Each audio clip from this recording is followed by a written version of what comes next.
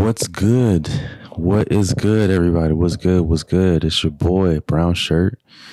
Moving forward, I'm probably going to be wearing a brown shirt for every single video.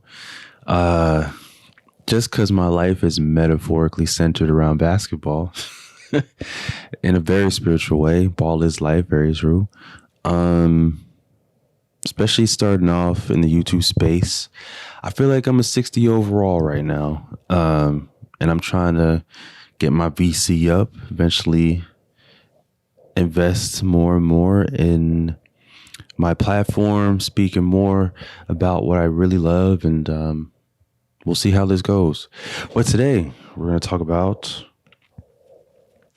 actually before I get there, I just found out that James Harden's going to be out for a month with I think he's got a foot injury in his right foot. Yeah. Like a tendon strain or something like that. Well,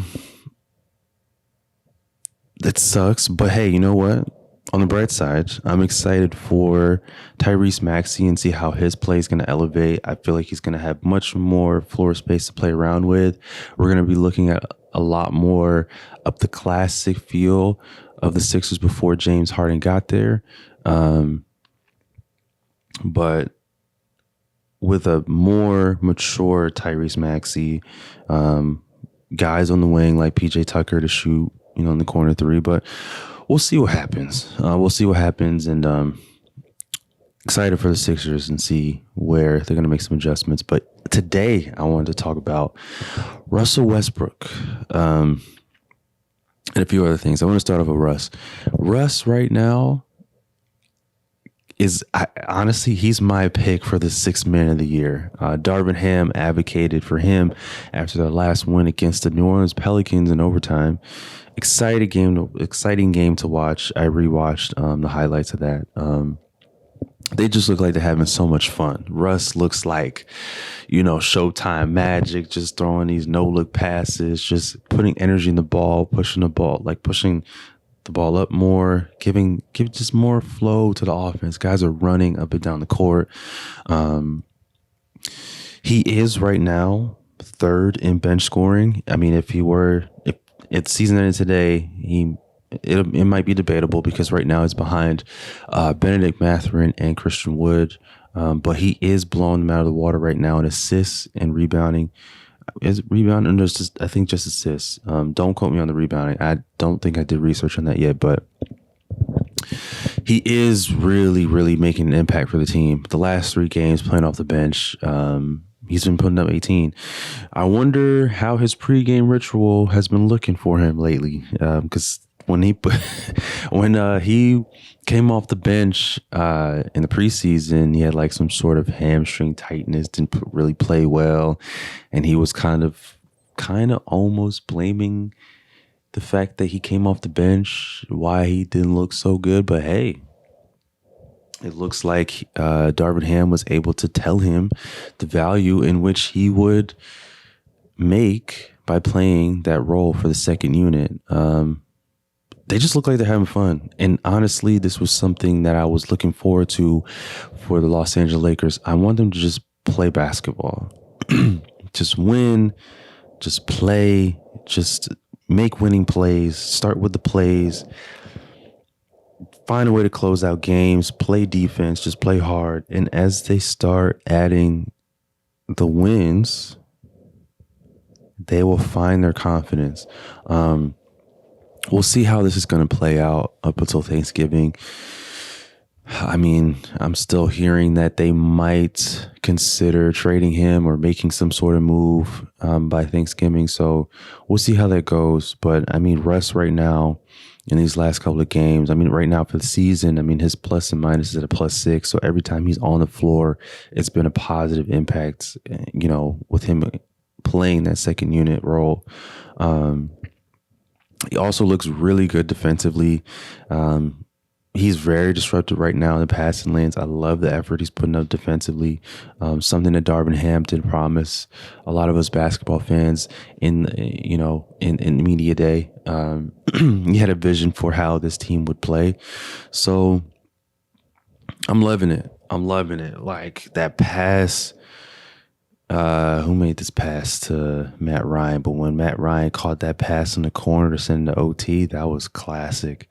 Also, some fun facts about Matt Ryan. I just found out that he had a couple of odd jobs before making it to the NBA. I got to do some more digging on his journey to the NBA, but he worked at DoorDash. He was an Uber driver, worked at a cemetery, and here he is just having a lot of fun with Los Angeles Lakers, playing alongside LeBron James, who is on his way to beating Kareem Abdul-Jabbar in all-time points.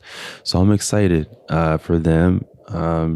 Another positive thing, Nikola Jokic right now has 79 triple doubles. He passes Wilt Chamberlain as a center with the most triple doubles right now, which is like right now. I think he's in like his 8th season right now.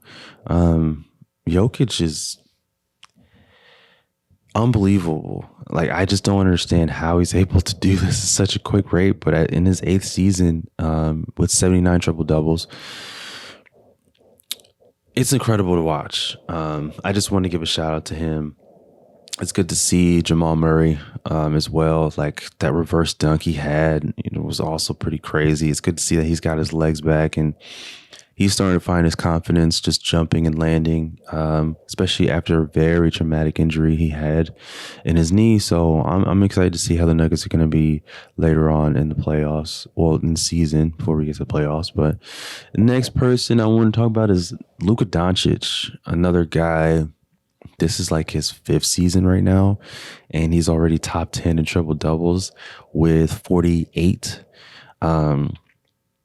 He's been balling. This guy's averaging 36 points a game. Every single game, he's put up 30 plus points. He's absolutely playing out of his mind. He stands number 1 right now in the MVP ladder. If I got them ranked, it's Doncic at number 1 and Giannis at number 2, which is crazy. I have to put Giannis at number 2 because Giannis has also been playing out of his mind too. He's been on a absolute tear as well. I mean, in 4 games this week, was it this week or last week? He's been putting up 37 points, 8 points per game. He's been doing it all, both ends of the floor. So, there's a lot of guys right now putting up 10 points a game, more than 30 points a game, 10 guys with 30 points a game. But,